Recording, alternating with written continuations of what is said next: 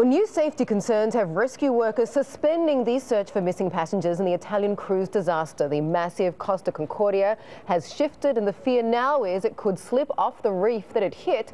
And of course, it then sunk. 22 people are still missing. At least 11 are confirmed dead. Meantime, take a look at this. A new satellite image of the ship. This goes to show just how big it is. The ship is owned by Carnival Cruise Lines. The stock has naturally taken a hit, but the CEO has been all but MIA since the disaster. Is Carnival making a smart move by distancing itself from the disaster? Well, let's bring in Denny Striegel, former president and CEO of Verizon Wireless. Great to have you on the show today, Denny. I mean, strike one, of course, was the captain's cowardice. Strike two seems to be that the CEO is in Miami during all of this. Is that a smart move in that he's distancing himself, or is it a bad move? Well, my take, bottom line, it's a bad move. Yep. Just as the captain of the ship is responsible for everybody on the ship and the ship itself, so is the CEO responsible for everything that happens to anyone in that company.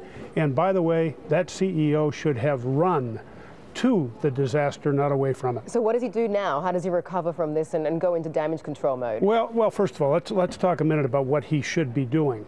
I think it's very important that the CEO set the tone for the company. This is an opportunity, or was an opportunity, for the CEO to show his great concern for what's happening. It's an opportunity to show the character of the company that he runs. But Denny, from his perspective, he's probably thinking he also owns a bunch of other cruise lines. He doesn't want to bring the attention to Carnival. So if he just sort of pushes it off to the guy who runs Costa under him, it becomes, you know, not his problem.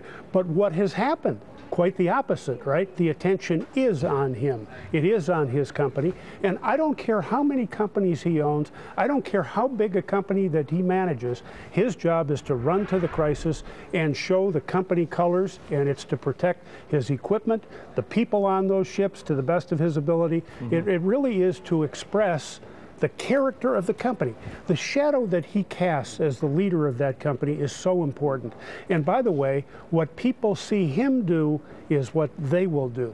So, you know, you get into this and you begin to question, you know, what happened here? Why did the captain act the way he did? Chicken of the sea, as the New York Post called it. I think we can all agree that it was cowardice. Is it in some way related to the training that he got? Is it in some way related to the character of the company? We'll have to wait and see. I want to move on if we can. I want to talk about not just craft, but there's sort of a metaphor for maybe what the point I want to make. And you hear all the 99% stuff, the Occupy stuff about corporate profits are up, pay is flat, CEOs are overpaid. Okay, Kraft announcing pretty decent numbers yesterday, saying they're going to lay off 1,600 people.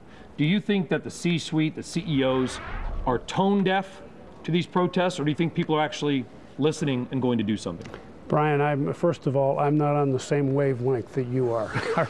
Do CEOs make a lot of money? Yes, but they also have a ton of responsibility. Oh, I'm not on any wavelength, believe me. Okay, well, it sounded to me as if you No, might but don't you think it's a fair question? I absolutely think it's a fair question. There were 21 CEOs that retired with more than $100 million, some of whom lost money in the stock. I'm not saying that CEOs don't have a hard job.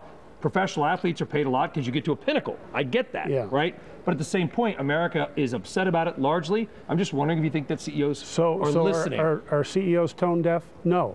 I think that CEOs are listening. They hear all the scuttlebutt. They know what's happening here. And the fact of the matter is that if you look at Kraft, what's the point here?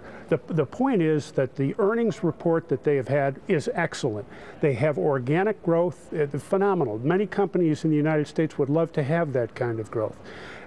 They even revised upward the guidance that they've given to Wall Street.